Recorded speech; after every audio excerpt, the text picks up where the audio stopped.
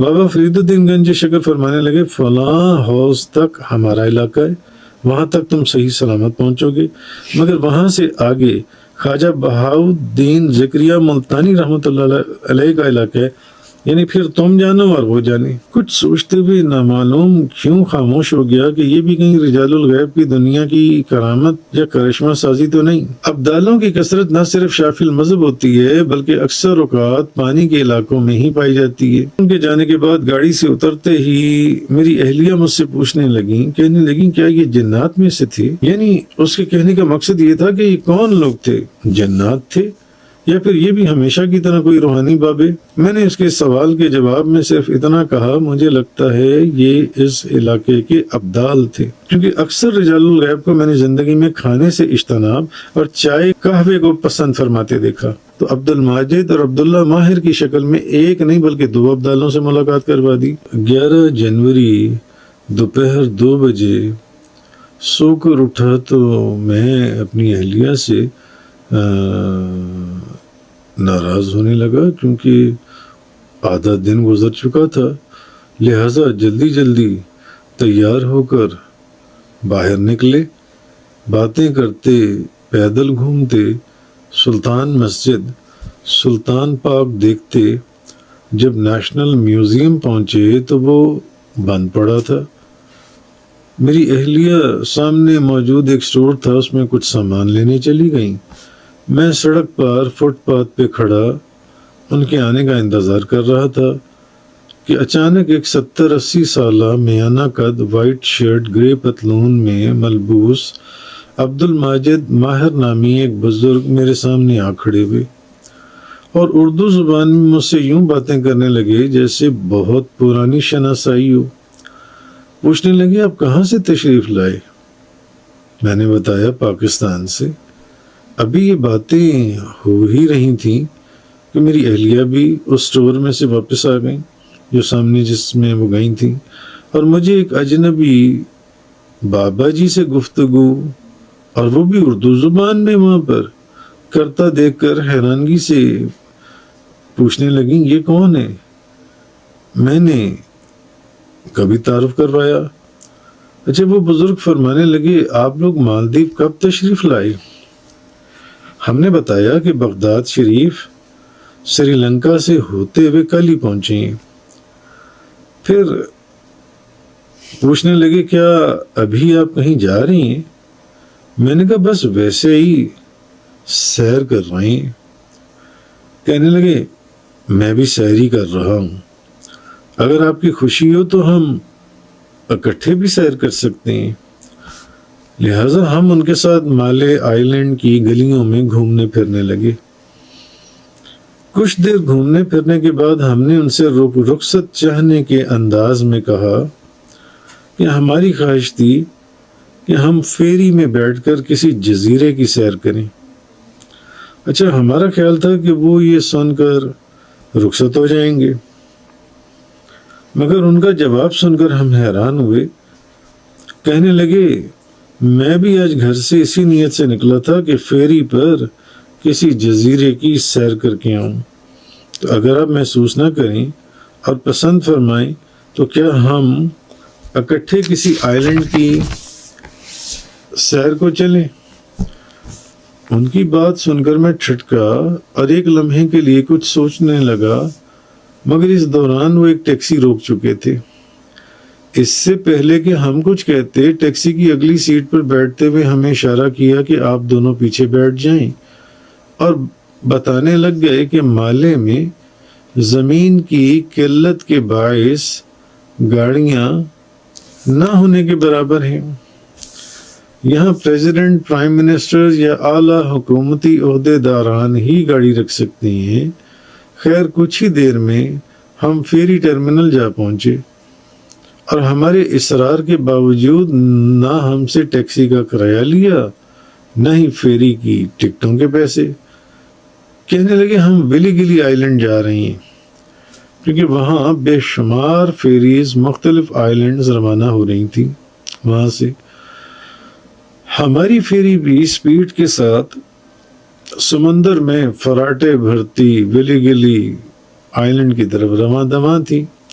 جبکہ عبد الماجد نامی وہ بزرگ ہمیں یہ بتانے میں مصروف تھے کہ ویلی گلی سمندر میں صرف 300-400 گھروں پر مشتمل ایک پرسکون جزیرہ ہے، بلکہ ڈاکٹرز، ہاسپٹلز، کیمسٹ، فارماسسٹ وغیرہ کی سہولت بھی یہیں موجود ہے۔ کوئی کسی آئی لینڈ پر بیمار ہو، اسے فیری پکڑ کر دوا لینے ویلی گلی ہی آنا پڑتا ہے، اور مالدیپ میں کچھ عرصہ ہوا دہیوی زبان رائج کر دی گئی ہے، جو اردو، عربی، تامل، ہندی، سنسکرت اور سنہالی زبانوں کا مجموعہ ہے۔ پھر بتانے لگے یہاں ہمارا ایک بھائی بھی رہتا ہے وہاں ویلی گلی میں، وہ گاڑی لے کر آ ہی رہا ہوگا۔ اچھا، وہ دیکھنے میں سیاہ فام لگتا تھا، نام اس کا عبداللہ ماہر تھا۔ جب وہ آیا تو لیٹسٹ ماڈل کی وین میں تقریباً 10-15 منٹ کے اندر، مگر اس نے آہستہ آہستہ لیکن اس نے ہمیں پورا ویلی گلی دکھا دیا اپنی گاڑی میں بٹھا کر۔ شام ہونے والی تھی، بھوک لگ رہی تھی، ہم نے کھانے کا پوچھا تو کہنے لگے سمندر کنارے ایک ریسٹورنٹ میں چلتے ہیں جس کا نام سیمفنی گارڈن کیفے ہے۔ ریسٹورنٹ کا ماحول اس جزیرے سے بھی زیادہ پراسرار اور عجیب، کیونکہ ہمارے علاوہ وہاں کوئی اور نہ تھا۔ شام کا سورج غروب ہونے کو تھا۔ ریسٹورنٹ کی دیواریں بھی پلانٹس کی تھیں اور چھت بھی ریئل پلانٹس کی، یعنی بہت بڑے بڑے درختوں نے ریسٹورنٹ پر ایک قدرتی چھت بنا رکھی تھی۔ جب ہم ویلی گلی کی طرف آ رہے تھے تو میں نے ان سے پلانٹس کا ذکر کیا تھا کہ نہ صرف مجھے پلانٹس کا بہت شوق ہے، بلکہ میں نے اپنے گھر میں یونیک پلانٹس کی کلیکشن جمع کر رکھی ہے۔ اب جب ہم نے یہ ریسٹورنٹ دیکھا تو اور بھی حیران ہوئے، کچھ سوچتے ہوئے نامعلوم کیوں خاموش ہو گیا کہ یہ بھی کہیں رجال الغیب کی دنیا کی کرامت یا کرشمہ سازی تو نہیں۔ خیر، ان میں سے ایک بزرگ کہنے لگے آپ کھانا آرڈر کریں۔ گو کہ وین بھلے ان کی اپنی تھی، لیکن فیری اور ٹیکسی تک کا انہوں نے ہم سے کرایہ وصول نہ کیا تھا، اس لیے میں نے اپنی اہلیہ سے پروگرام بنایا کہ کچھ بھی ہو کھانے کا بل ہم ہی ادا کریں گے، لہٰذا کھانا زیادہ مقدار میں منگوا لیا جائے۔ لیکن حیران کن بات یہ تھی کہ جب کھانا آیا تو ہمارے اصرار کرنے کے باوجود دونوں بزرگوں نے ایک نوالہ تک نہ کھایا۔ کہنے لگے چلیں ہم کافی پی لیں گے۔ میں نے ان سے ایک سوال کیا کہ بڑی حیران کن بات ہے، آپ کا نام عبد الماجد اور آپ کے بھائی کا نام عبداللہ، یعنی آپ ماجد کے بندے اور وہ اللہ کا بندہ۔ کہنے لگے گو کہ ہم شافعی المذہب ہیں، مگر ہمارے نزدیک حنفی مذہب زیادہ بہتر ہے۔ ان کی ایک اور بات جس نے مجھے مزید حیران کیا وہ یہ کہ ریسٹورنٹ سے نکلتے وقت ریسیپشن پہ رکھے ایک تھال کی طرف ہماری توجہ دلاتے ہوئے کہنے لگے لیجئے پان کھائیے۔ میں پھر چونکا کہ ابھی کل پچھلی رات ہی تو میں اور میری اہلیہ باتیں کر رہے تھے کہ مالدیپ میں مان کہاں سے ملے گا۔ خیر، یہاں بھی بے حد اصرار اور بحث کے باوجود انہوں نے ہمیں کھانے کے بل کی پیمنٹ بھی نہ کرنے دی، بلکہ جب فیری ٹرمینل پر پہنچے تو دوبارہ ٹکٹوں کے پیسے بھی نہ لیے۔ حالانکہ اب ہم 3 نہیں بلکہ 4 تھے، کیونکہ جب میں نے ان سے پوچھا یہ 4 ٹکٹیں کیوں، کیا ہمارے علاوہ کوئی اور بھی ہے؟ تو کہنے لگے جیسے میں آپ کو ویلی گلی تک لے کر آیا، ایسے ہی میرے بھائی عبداللہ آپ کو واپس مالے اکیلے نہیں جانے دیں گے، وہ مالے تک آپ کو چھوڑنے کے ساتھ جائیں گے۔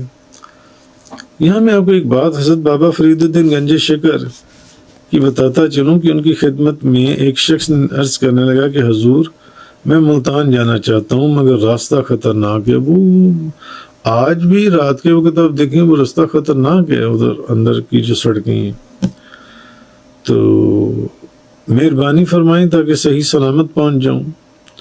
تو بابا فرید الدین گنج شکر فرمانے لگے فلاں ہاؤس تک ہمارا علاقہ ہے، وہاں تک تم صحیح سلامت پہنچو گے، مگر وہاں سے آگے خواجہ بہاؤالدین زکریہ ملتانی رحمۃ اللہ علیہ کا علاقہ ہے، یعنی پھر تم جانو اور وہ جانے۔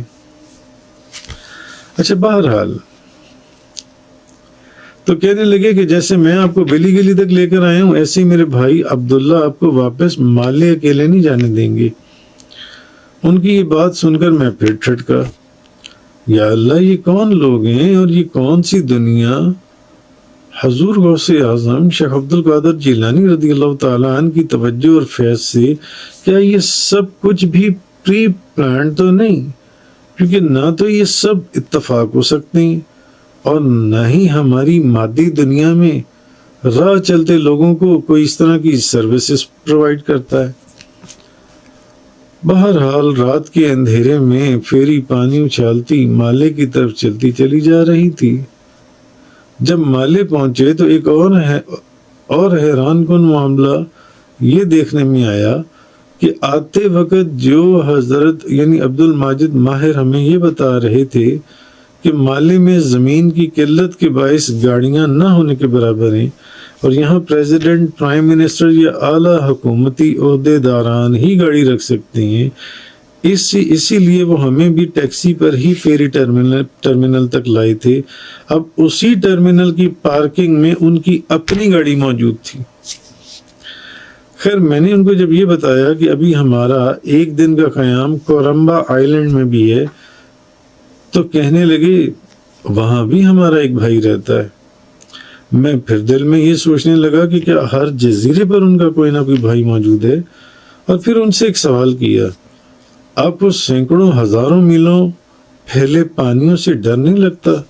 خصوصاً مالدیو کا یہ علاقہ جہاں جیولوجیکل جو اوشنوگرافرز ہیں وہ یہ کہہ چکے ہیں کہ قطب شمالی میں برفانی تودے پگھلنے کی وجہ سے عنقریب مالدیو صفائے ہستی سے مٹ جائے گا۔ ابھی یہ باتیں ہو رہی تھیں کہ ہمارا ہوٹل آ گیا۔ خیر، بندے کو دعاؤں سے نوازتے ہوئے اپنی گاڑی سے اتارا اور جاتے وقت فرمانے لگے، مالدیو ہمارا ہے کیونکہ ہمارے آباء و اجداد یہاں 700 سالوں سے آباد ہیں، اور رہا یہ پانی تو ہمیں اس سے ڈر نہیں لگتا کیونکہ یہاں ہماری حکومت ہے۔ میں ان کی بات سن کر پھر ٹھٹکا، کہیں یہ ابدالوں کی حکومت کا ذکر تو نہیں کر رہے؟ جیسا کہ خضر علیہ السلام کا کشتی کے پھٹے اکھاڑ دینے کے باوجود پانی کو کشتی میں داخل ہونے کی جرت نہ تھی۔ ابدالوں کی کثرت نہ صرف شافی المذہب ہوتی ہے بلکہ اکثر اوقات پانی کے علاقوں میں ہی پائی جاتی ہے۔ بذات خود ابدالوں کے افسر اور رجال الغیب کے سردار حضرت خضر علیہ السلام کے متعلق مشہور ہے کہ وہ زمین پر کام اور پانی میں یا پانی کے قریب زیادہ وقت گزارتے ہیں، جیسا کہ اللہ عز و جل نے سورۃ الکہف میں فرمایا کہ موسیٰ علیہ السلام، میرا بندہ خضر علیہ السلام تمہیں وہاں ملے گا جہاں دو سمندر آپس میں ملتے ہیں۔